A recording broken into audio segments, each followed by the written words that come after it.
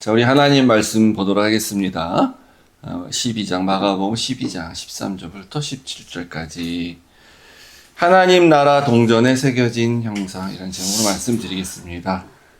하나님 나라에 뭔 동전이 있겠나 싶은데 한번 우리 본문 같이 읽어볼까요? 잘 아시는 얘기죠.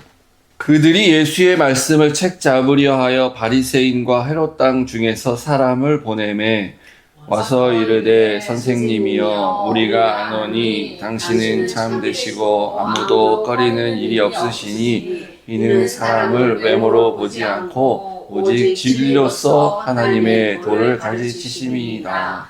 가이사에게 세금을 바치는 것이 옳으니까 옳지 아니하나이까. 우리가 바치리이까 말리이까 한데 예수께서 그 외식함을 아시고 이르시되 어찌하여 나를 시험하느냐. 데나리온 하나를 가져다가 내게 보이라 하시니 가져왔건을 예수께서 이르시되 이 형상과 이 글이 누구의 것이냐. 이르시되 가이사의 것입니다. 이에 예수께서 이르시되 가이사의 것은 가이사에게 하나님의 것은 하나님께 바치라 하시니 그들이 예수에 대하여 매우 놀랍게 여기더라. 아멘.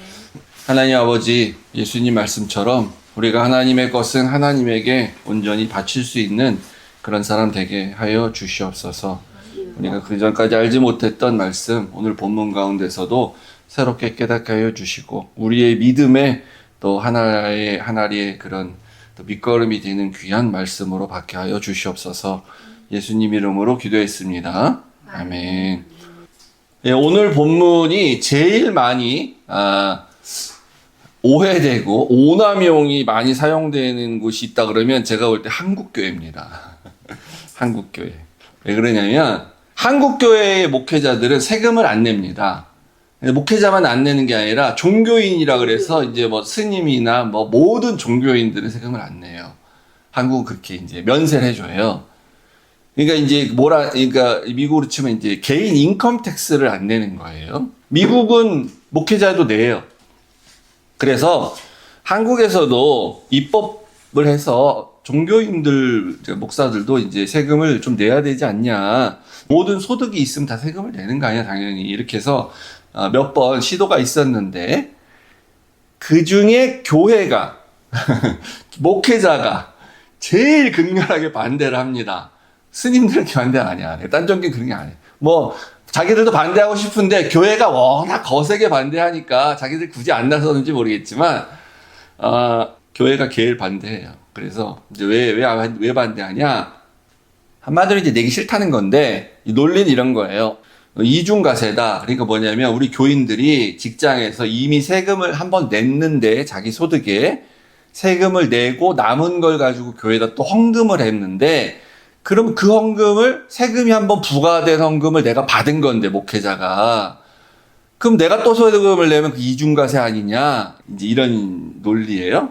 그리고 종교가 분리돼야지 또 말은 또 이런 때는 또 종교 분리야. 그래서 왜 종교인들한테 국가가 세금 내라 그러면 우리가 교회 정치에 대한 정부에 대한 우리도 세금을 내면 우리가 우리 세금 내니까 정부도 이래라 저래라 해라 이런 말도 할 수 있지 않겠냐 이런 식인 거죠. 그래서 말씀이 딱 뭐라 그랬냐. 이 가이사의 것은 가이사한테 내고 정부에다 내고 하나님의 것은 하나님에게 내리라 그랬지 않냐 말씀이. 하나님의 것은 교회에다 내고 그러니까 우린 내면 안 된다. 이건 말씀하고도 안 맞다. 이런 거예요. 근데 이게 이제 개인 소득을 내라는 거지 교회가 헌금으로 걷어들인 돈을 내라는 건 아니거든요. 한국도. 미국도 교회가 세금은 안 냅니다. 세금 신고는 할 수 있어요. 의무는 아니에요. 해도 되고 안 해도 되는데 미국 교회는 이제 특히 한인 교회들은 미국 교회도 하겠지. 근데 한인 교회는 세금 신고는 왜 하냐면 영주권 내주려면 그 근거가 있어야 되니까 이제 보고는 해요. 그런데 이제 마치 교회의 그런 속사정, 교회의 헌금을 정부가 다 들여다볼 수 있지 않냐? 이런 식으로 핑계를 대는 거죠. 교회 보고 세금 내라는 게 아니거든요. 내가 알기로는. 이제 목회자들에 대한 세금이에요. 제가 추측한 데는 이제 이거는 이제 말하지 않는 거지만 핑계인데 대형교회 목사님들의 월급이 공개되는 게 이제 싫은지 아닌가 이런 생각이 들어요. 그래서 무슨 문제가 있냐면요. 부목사들은 공식적으로 소득이 하나도 없는 사람이에요. 제로야, 제로. 세금을 안 내니까. 그래서 은행 가가지고 있잖아요. 뭐 전세자금 좀 대출해주세요. 뭐 집책자금도 대출해주세요. 그러면 안 해줘요. 당신 세금 낸 게 하나도 없으니까. 저는 이제 선교단체에 있어가지고 잠깐 있는 그동안은 이제 세금을 냈었는데, 직원으로 해서. 그런 문제도 있어요. 그래서 이제 자발적으로 내는 사람들도 있고, 그 다음에 이제 부목사들 월급이 얼마 되겠어요? 그 정도 월급에 한국은 세금이 굉장히 작아요. 그래도 세금을 내야 기록이 남고, 이 사람은 뭔가 그래도 이만한 월급을 받는 사람이다. 뭐 이런 게 다 이렇게 필요한데, 왜냐면 한국도 점점 조세 정책이 점점 투명하게 가야 되니까, 옛날에 뭐 60, 70년대야 뭐 목회자들이 내든 말든 뭐 큰 뭐 그게 없었잖아요? 그럼 담임 목사들도 이제 이렇게 은행 가면 제로니까 이러냐? 그건 또 아니야. 한국 웃겨. 물론 소형교회나 개척교회 목사는 똑같겠죠. 근데 대형교회 목사는 그렇지가 않아요, 대우가. 대형교회가 거래하는 은행이 있잖아요. 그럼 헌금 들어오면 일주일마다 꼬박꼬박 캐시로 예금하는 은행이 있잖아요. VIP 대우 해줍니다. 담임 목사는. 네, 그리고 뭐 필요한 그런 거 있으면 얼마든지 대출해주고요. 그래서 이게 이제 오남용인데 이 본문은 전혀 그런 얘기를 하는 게 아니에요. 어떤 세금 문제를 다루고 있는 게 아닙니다. 읽어보면은. 그래서 우리는 뭘 기억해야 되냐면, 계속해서 예수님이 예루살렘에 입성하시고 성전에 입성하신 이후에 나오는 이 이야기는 잘 보면 전부 성전과 관련이 있는 거예요. 성전과 관련된 논쟁을 지금 계속 하는 겁니다. 이제 아까 13절에 보면 이제 이 바리새인과 헤롯 당이 사람을 이제 그 중에서 뽑아가지고 예수님한테 보낸 겁니다. 예수님이 하시는 가르침, 말씀을 책 잡으려 하여 뭔가 꼬투리 잡으려 했다는 거예요. 근데 재미있는 거는 이 바리새인과 헤롯 당이 서로 대척 관계에 있는 사람들이에요. 그러니까 서로 친한 사이가 아니야. 왜 그러냐면 바리새인은 종교적으로 민족주의자들이에요. 그래도 율법주의라서 문제인 거지. 헤롯 당은 헤롯 왕을 추종하는 사람들이 헤롯 당입니다. 그러니까 헤롯 왕을 추종한다는 건 뭐냐면 로마 식민지를 정당화하고 헤롯 왕이 다시 이제 그냥 로마 총독은 좀 가고 헤롯 왕이 다시 이쪽 이스라엘 남부 지방 유다 지역 예루살렘을 다스리면 좋겠다라고 하는 자들이에요. 로마의 하수인이죠. 그러니까 이 사람들은 어떻게 보면 또 정치인이에요. 그러니까 바리새인은 민족주의자면서 법학자입니다. 법조인이야. 율법을 해석하고 이런 사람들이기 때문에 그래서 서로가 안 맞는 건데 요렇게 나의 적의 적은 친구라 그러든가 뭐 그런 말 있잖아요. 그러니까 나 그땐 친구가 또 되는 거예요. 죄 짓는 데는 이렇게 연합을 한다. 죄 짓는 데는 항상 함께 잘 한다. 이런 게 문제인 겁니다. 오늘날도 우리가 이런 거 잘 보죠. 이렇게 옛날만 그런 게 아니라 죄 짓는 거 혹은 자기들의 기득권을 이렇게 놓지 않으려고 하는 거.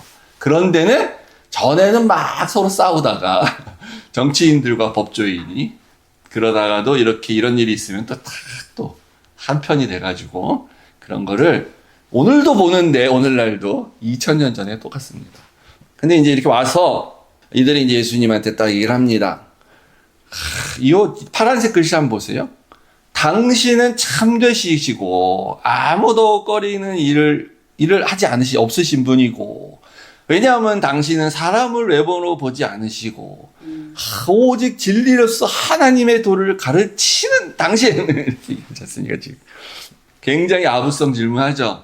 전혀 바리새인과 헤롯 당이 전에 이렇게 얘기한 적이 없을 것 같고 이런 말 왜 하지? 할 것 같은데 이렇게 말하는 거는 당연히 내가 원하는 대답을 듣기 위해서 거기 함정에 빠뜨리기 위해서 아부성 질문을 이렇게 하는 겁니다. 유도하기 위해서 이렇게 하는 거예요. 얼마 전에 한국 대통령과 미국 트럼프 대통령하고 정상회담을 했는데 한국 대통령이 얼마나 이렇게 아부성 멘트를 합니까? 미국 대통령한테 막 그냥 듣고 있는 국민으로서 들으면 저렇게까지 해야 되나? 막 너무너무 아부성 멘트를 하면서 막 띄워주고 막 이렇게 하죠. 근데 어떡하겠어요. 뭐 한국의 국익을 위해서 이렇게 하고 우리가 힘이 없고 미국이 워낙 세니까 트럼프가 또 워낙 강경하게 나오고 그러니까 그렇게라도 해서 우리가 원하는 걸 그럼 얻어낼 수만 있다면 합의하는 거죠. 그러니까 이렇게 말할 때 정신 똑바로 안 차리면 말리는 거예요. 여기 딱. 그래 내가 하나님의 도를 율법을 지키는 나는 그런 메시아지. 이렇게 딱 착각하고 이렇게 되면 말리는 겁니다. 트럼프는 그래서 이제 속마음이었는지 말렸는지 모르지만 어쨌든 막 좋아하잖아요. 그래갖고 막 이렇게 우리가 원하는 걸 좀 주고 뭐 그러지 않습니까? 정신 똑바로 차려야 되는데 예수님은 당연히 예수님은 말려들지 않겠죠. 그러고 나서 이제 그렇게 아부성 멘트를 하고 물어본 게 이겁니다. 가이사에게 세금을 바치는 것이 맞습니까? 옳은 겁니까? 옳지 않은 겁니까? 이렇게 딱 물어봤어요. 요게 이제 질문이에요. 그럼 여기에 어떤 대답을 기대할까, 이 사람들이? 어떤 대답을 기대해서 이렇게 아부성 멘트를 할까요? 가이사에게 세금을 내라라는 말을 듣고 싶을까요? 가이사에게 세금을 내지 말라, 그 틀린 거다라는 말을 듣고 싶은 걸까요? 내지 말라라는 말을 듣고 싶은 거예요. 내지 말라. 그래서 딱 그 대답을 기대하고 갔기 때문에 이 대답을 유도하려면 가이사에게 세금을 내는 거는 율법에 위배되는 거잖아. 그러니까 당신은 율법을 잘 지키는 분 아닙니까? 당신은 오직 진리로서 하나님의 도를 가르치시는 분 아닙니까? 그렇게 압을 하는 거예요. 그러면 율법에 근거한다면 내지 말라고 해야 맞다고 자기들은 생각을 한 거죠. 그 당시 이 로마에게 내는 세금의 문제는 그게 굉장히 민감하고 좀 심각한 문제였습니다. 이게. 그래서 사도행전 5장 37절에 보면요. 이런 말이 잠깐 나오는데 뭐 앞에 뭐 쭉 얘기하다가 전에 이런 사람도 있었고 이런 사람도 있었어 막 이렇게 하다가 옛날에 이렇게 반란을 일으키고 자칭 메시아라고 한 사람들이 많이 나타났었다 이런 얘기를 하다가 이렇게 말이 나오는 거예요. AD 6년경에 이 갈릴리 지방에 유다라는 사람이 있었는데 그때 로마가 호적을 했어요. 다 인구조사 같은 거 하는 거예요. 왜냐하면 세금 부과하려고. 그때 이 반란을 일으킵니다. 유다가. 그래서 백성들을 꿰어서 따르게 하고 자기가 메시아라고 이렇게 했을 수도 있죠. 그러면서 뭐라 그랬냐면 가이사에게, 즉 로마 황제에게 세금을 내는 것, 조공을 바치는 거는 이거는 반역이야. 하면 안 돼. 이렇게 해서 백성을 선동했어요. 그리고 이건 우상숭배야. 이렇게 말한 거죠. 근데 성공 못했죠. 이 반란으로 간주가 돼서 진압이 됩니다. 그리고 이제 사람들 흩어지게 되는 거예요. 그러면 황제를 몰아내자 이러면 당연히 반역이지, 역적이지. 근데 세금을 내지 말자 그러면 그게 왜 반역이죠? 그 반역이에요. 여기. 로마의 통치를 거부한다는 거기 때문에 우리 세금을 안 낸다 이거는. 그래서 예수님이 이 지금 다 요 성전에서 지금 하고 있는 거예요. 전부 유대인들하고 막 얘기하고 있는 겁니다. 지금 다. 유대인은 어쨌든 마음속으로 내심 세금을 좀 안 냈으면 좋겠다. 내지 말라고 말한 거를 듣고 싶다. 당연히 또 내지 말라고 해야지. 메시아면. 당연히 하나님이 보낸 사람이면 저 로마에 대해서 대항하는 얘기를 해야지. 이걸 기대를 다 하고 있는 거예요. 전부. 그래서 내지 마라. 그러면 내지 않는 게 옳은 것이야. 그러면 백성들은 다 환호하고 좋아하지만 요렇게 말하면 로마의 세금을 거부하는 반란죄, 반란 선동하는 사람, 반역죄가 딱 되는 겁니다. 그 순간에. 그러니까 그거를 헤롯 당은 노린 거예요. 바리새인들과 죽이고 싶어서. 그래서 이 병행 본문인 누가복음 22장에 보면 정확히 나와요. 이 사람들이 트집을 잡으려고 책 잡으려고 왔다 그러는데 왜 트집을 받냐? 그걸 정확하게 누가는 기록했는데 예수를 총독의 다스림과 권세 아래 넘기려 하여. 여기 넘어가면 뭐냐면 죽는 거야. 그 다음에 처형당하는 거야. 십자가에 죽는 거예요. 반역죄로 죽는 겁니다.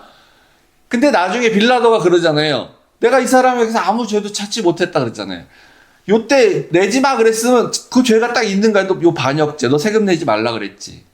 근데 그런 적이 없어 예수님이. 그러니까 아무 죄도 못 찾았다 이렇게 얘기를 하는 거죠. 그래서 내지 마라가 원하는 답변인데 그럼 이제 올무에 딱 그 덫에 걸리는 겁니다. 근데 그러면은 내라고 하면은 아무 문제가 없나요? 내라고 하면 괜찮나? 내라고 해도 이 사람들 입장에서는 괜찮은 거예요. 그래서 이게 진퇴양난의 그런 질문입니다. 만약에 네라 그러면 백성들은 어떻게 됩니까? 아이, 저 매국노네. 우리가 며칠 전에 이 옷을 길에 피고 종려나무를 흔들고 메시아라고 환영을 하고 우리 다윗의 왕국에 오신 예수님 메시아여 그러고 호산나 호산나 찬양하고 환영했는데, 아이고 이거 알고 보니까 이거 매국노구나. 로마의 앞잡이구나. 우리가 이새까지 속았구나. 이렇게 되면서 예수의 어떤 파워, 이 군중들의 이 인기, 사람들이 기대하는 메시아 상, 이런 거 다 없어지는 거예요, 그때. 그래서, 이렇게 해도 걸리고, 저렇게 해도 걸리고, 진퇴양난의 상황이 되지 않습니까? 이거 어떻게 이걸 빠져나가야 되냐. 이거 쉽지가 않습니다. 그러면 이제 아무 대답도 안 하고 가만히 있으면, 대답을 안 해. 의도적으로. 그러면, 그것도 문제예요. 무능력함을 보여주는 거가 되는 거죠. 뭔가 말은 하긴 해야 돼. 그래서 오늘날에 정치인들이 이제 이런 식의 질문을 많이 받죠, 보면. 기자들이 아주 교묘하게, 진퇴양난의 그런 질문을 하던지, 아주 똑똑하면. 그래서 그 순간에 말 삐끗해갖고 잘못 생각해서 대답을, 예스를 노라고 해야 되는데, 그냥, 노라고 안 하고 예스를 한다. 이게 반대로 한다든가, 그러면 그게 딱 이제 책 잡혀가지고, 그다음부터 언론에 막 그냥 다 대서특필이 되는 거잖아요. 그리고 옛날에 당신 이런 말 했는데, 지금 어떻게 생각하냐. 그랬을 때, 말 잘못하고 삐끗하면 그러잖아요. 그래서, 정치인들은 다 어떻게 얘기했냐면요. 딴 얘기를 합니다. 전혀 다른 얘기, 완전히 다른 얘기. 많이 보셨죠? 화제를 딴 데로 돌려요. 그게 이제 비슷하지도 않아. 들어보면 완전 딴 얘기야. 근데 기자들이 그럼 그 다음에 계속 왜 딴 얘기 합니까? 왜 동문서답 합니까? 이렇게 말 못하니까 그냥 이제 아무 말도 안 하고 가만히 있으면 저 무능력하고 저 마음에 자기가 잘못했다는 거 아니까 말도 못하지, 이런 비난 안 받잖아요. 무슨 말 막 해. 그러면 일반 국민들은 잘 모르거든요. 대답을 한 것 같긴 해. 그런 식으로 이제 화제 돌리기를 하면서 빠져나가죠. 자, 이제 여기서 우리가 좀 하나 생각해 볼 건 뭐냐면요. 아까 읽었던 14절과 15절만 보시면은 질문을 이렇게 하죠. 세금을 바치는 것이 옳습니까? 옳지 않습니까? 해답은 딱 두 개, 둘 중에서 골라야 돼요. 바칠까요? 말까요? 이렇게 묻잖아요. 양자택일의 문제를 이렇게 딱 줍니다. 그래서 우리가 이걸 당연하다고 생각을 하는데, 왜냐하면 우리가 이제 인생을 살다 보면 항상 우리가 어떤 걸 선택해야 되잖아요. 그래서 내가 착각을 하는 거예요, 자꾸. 둘 중에 하나만 선택을 해야 돼. 둘 중에 하나에 결정하고 판단을 해야 돼. 늘 그런 식으로 해야 된다고 생각해, 항상. 근데 그게 아니에요. 돌이켜보면, 잘만 보면요. 꼭 둘 중에 하나에서 선택 안 해도 돼요. 세 번째, 네 번째 초이스도 있어요. 근데 이렇게 질문하니까 여기 둘 중에 하나만 해야 된다고 우리가 부담감을 느끼고 착각을 하는 거죠. 이 정반대의 경우를 가정해서 이걸 선택하면 이게 아닌 게 되고 이걸 선택하면 이게 아닌 거가 되는 그런 정반대, 그 중에서 하나를 선택하라는 것과 두 개가 있는데 둘 다 같은 거예요. 비슷해. 근데 그 중에 어떤 더 나은 걸 선택하느냐, 그건 다른 문제입니다. 근데 우리는 두 가지가 있는데 1번을 해도 되고 2번을 해도 되는데 1번을 해도 2번을 안 했다 그래서 문제가 되지 않거나 그런 게예요. 사실 우리 인생의 것은 대부분이. 어쩌다 가끔 보면 이건 선택하면 안 되고 반드시 이쪽 걸 선택해야 되는데 실수로 잘못 선택해서 내 인생이 꼬이는 경우도 있을 수는 있겠죠. 근데 잘 생각해 보면 거의 그런 문제가 없어요. 제3의 선택이 있어요. 아니면 1번을 해도 되고 2번을 해도 돼. 근데 1번이 난 더 나은 것 같아. 2번이 더 나은 것 같아. 그래서 선택하는 거잖아요. 근데 우리가 자꾸 이렇게 착각을 하고 둘 중에 하나를 선택해야 된다라는 것에 익숙해져서 있으면은 제가 가만히 생각해보면 우리 신앙생활도 또 그래, 거의. 교회 생활도 거의 그럴 수 있어요. 11조를 하는 게 맞아요? 안 하도 되는 거예요. 꼭 여기서 선택하라 그래. 목사들은 그러면 이렇게 얘기했죠. 11조를 하든지 안 하고 벌 받든지 이렇게 자꾸 둘 중에 하나를 선택하라 그러죠. 11조는 왜 하는 거지? 헌금이라는 큰 넓고 이렇게 큰 범위에서 헌금이라고 쳐도 마찬가지예요. 그럼 어떻게 하면 내가 더 잘할 수 있지, 이런 생각을 해야 되는 거잖아요. 11조 하냐 안 하냐가 중요한 게 아니고. 그럼 만약에 내가 안 한다면 혹은 못 한다면 그럼 나의 헌금 생활은 어떠해야 되는 거냐 라는 걸 생각해야 되는 거잖아요. 근데 안 한다 못 한다 하는 사람도 그런 생각은 안 해요. 11조는 구약의 율법이니까 신약 시대엔 안 해도 돼. 그래도 벌 안 받는 거야. 그냥 그것만 생각했다. 난 안 하더라도 죄 짓는 거 아니야. 그러니까 이게 할 거냐 말 거냐 이런 문제가 아니고 좀 더 다른 차원의 세 번째의 선택이 있을 수 있어요. 생각해 보면은. 이제 스스로도 이런 식으로 많이 생각하고 목사도 이제 성도들에게 자꾸 양자택일을 강요할 수 있죠. 헌신을 할 거냐 말 거냐 이런 식으로. 그렇게 양자택일을 강요하게 되면 그래서 내가 이게 뭔가 이 역할을 직분을 맡을 수 없는 상황인데 안 하면 죄 짓는 것 같이 되는 거예요. 그래서 정죄감을 스스로 느끼게 되고 목사님들 그런 식으로 말하니까 나를 정죄할 것 같고 나는 신앙 없는 사람 이렇게 돼요. 취급되어지는 것 같고 부장을 좀 맡아주세요. 맡을 겁니까 안 맡을 겁니까 둘 중에 하나. 안 맡든지 맡든지 그게 중요한 게 아니고 다른 더 중요한 세 번째 상택이 있을 수 있잖아요. 그러니까 이제 뭐 이건 약간 이제 상상의 영역으로 제가 좀 극단적으로 이렇게 표현한 비유일 수 있지만 새벽 기도에 나올 거야 안 나올 거야 이렇게 양자택일 나올 거냐 안 나올 거냐 이렇게 가지고 양자택일을 강요받아서 나온 사람들이 나오긴 나와. 안 나오면 안 될 것 같으니까 나오든 안 나오든 하나를 선택해야 되는데 안 나오는 것보단 나가야 되는 것 같으니까 나오는 걸 선택을 해요. 그러면 새벽 기도 왜 나오는 겁니까 우리가? 내가 새벽에 맑은 시간에 하나님 앞에 기도해서 은혜를 받고 난 그 하나님의 말씀과 함께 복을 누리기 위해서 나오는 거잖아요. 그리고 또 나의 기도에 필요한 사람들을 위해서 중보 기도하거나 또 나 자신을 위해서 기도하기 위해서 나오는 거잖아요. 그래서 은혜 받으면 되지.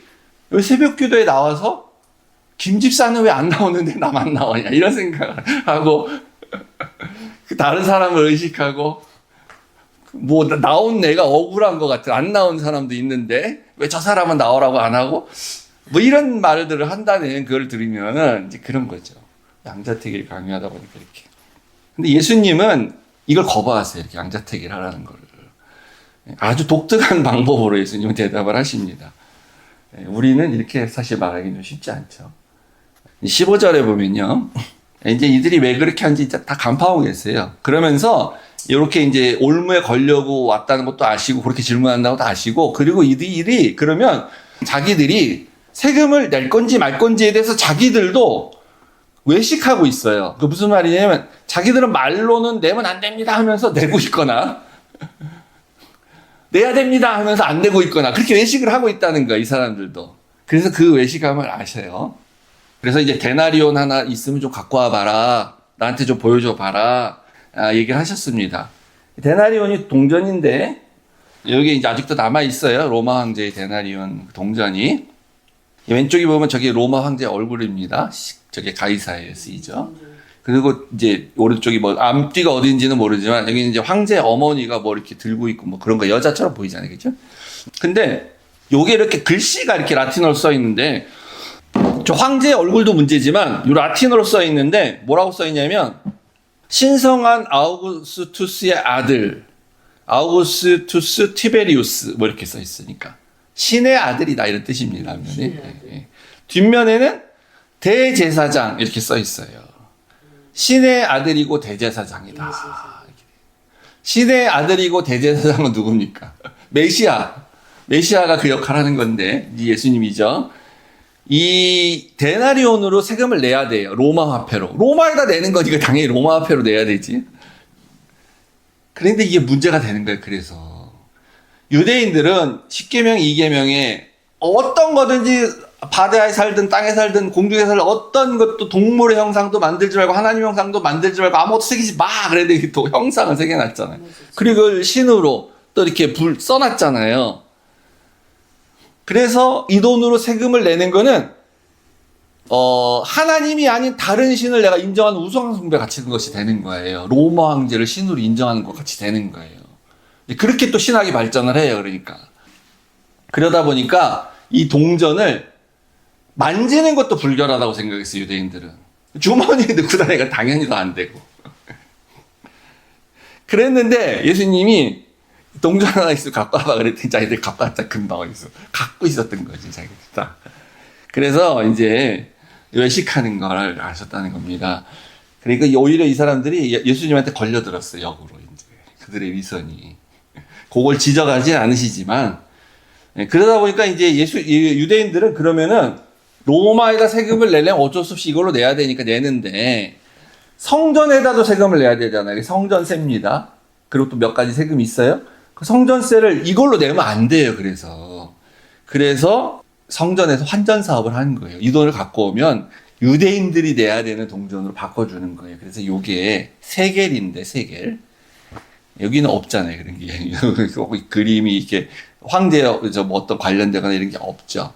그래서 이게 이제 세겔입니다. 요걸로 냈어요. 여기 이제 데나리온도 그렇고 이것도 그렇고 다 은전이에요. 은으로 만들었어요. 그래서 예수님이 이제 베드로하고 물고기를 잡았더니 입에서 이렇게 세겔이 나왔고 요거 갖고 가서 성전세 내고 그런 데 있잖아요. 반세겔을 내야 돼. 반세겔. 야, 그러면은 여기 세겔, 동전이 하나인데 여기 한 세겔일 거 아닙니까? 반세겔이면 이거 잘라서 내는 게 아니고, 남자 성이 2명이면 당연히 동전 하나 내면 되지. 반세겔이니까 2명분. 요 무게에 해당하는 은을 내면 되는 거예요. 그렇게. 그거 요걸로 냈습니다. 그래서 이제 예수님의 대답은 이 질문자가 원하는 답은 아닌데, 요걸 듣고 나서는 할 말이 없게 만들으셨죠. 그 할 말이 없게 만드셔가지고, 이제 그럼으로 말미암아 우리로 하여금 많은 해석과 또 다른 이제 내가 기자라고만 생각하면 또 다른 질문을 또 낳게 하는 거예요. 당시 이제 바리새인과 헤롯 당은 더 이상 말을 하지 못했습니다. 근데 우리는 질문할 수밖에 없어요. 이게 도대체 예수님이 무슨 의도로 말한 건지 정확히 알 수가 없기 때문에 예수님은 이렇게 대답을 합니다. 동전을 보시더니 이 형상과 이 글이 누구의 것이냐? 당연히 가이사의 것이지. 로마 황제가 있었으니까 가이사의 것이라는 거죠. 그래서 가이사의 것이 맞아요. 예. 뭐 모든 만물은 다 하나님의 것이니 이것도 다 하나님의 겁니다. 이렇게 얘기하면 안 돼. 이거는 동전 그건 가이사 로마 동전이에요. 가이사의 거예요. 그래 가이사한테 되는 게 맞죠. 그래서 이제 17절에 예수님이 이 잘못 오역되는 그러니까 그러면 가이사의 것은 가이사에게 내고 하나님의 것은 하나님께 내라.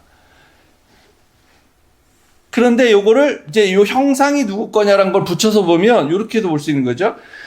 야, 네가 동전을 딱 봤는데 여기 가이사의 형상이 있어. 그러면 가이사의 거니까 내고 다른 동전을 딱 봤는데 여기에 하나님의 형상이 있어. 그럼 하나님의 것이니까 하나님께 내고 이렇게 같은 논리로 그렇게 하란 말을 들을 수 있죠. 그래서 이게 세금의 문제가 아닌 것으로 당연히 결론을 이제 내리고 봤는데 이렇게 말하고 나니까 결국 예수님 세금 내라는 얘기를 하는 건가? 성전세에 관련된 얘기를 하는 건가? 이런 질문을 다시 하게 됩니다. 해답은 없어요. 우리가 알 수가 없어요. 정확히 의도하는 게 뭔지. 그럼 정교 분리의 원칙을 지니라는 건가? 별개다? 정부에다 내는 세금과 성전에 내는 하나님께 내는 거 별개야? 그 얘기를 하는 건가? 근데 그거는 뭐 아닐 것 같아요. 왜냐면 정교 분리란 개념 자체가 나중에 생긴 거예요. 다 나중에. 근대 와서. 혹은 이제 유대인들이 들을 때 가이사의 것은 가이사한테 갖다 줘 이렇게 얘기하면은 예수님이 이 더러운 물건을 원래 주인한테 그냥 돌려줘라 이런 식으로 말씀하신 건가? 그래서 200년 전에 이제 그 마카비오라는 사람이 반란을 또 그때도 일으켰는데 이때 이 사람의 그 슬로건이 뭐냐면 이방인에게 합당한 몫을 갚아줘라 이방인들이 받을 받아야 되는 당연한 몫을 줘라 이런 식의 슬로건이었어요. 그러니까 이제 부정적으로 말을 한 거죠, 당연히. 그러니까 유대인들이 들을 때 200년 전에 그 마카비오를 생각하면서 예수님이 무슨 이게 암호 같은 걸로 혁명의 사인을 얘기하신 건가? 이런 생각도 들 수도 있겠죠.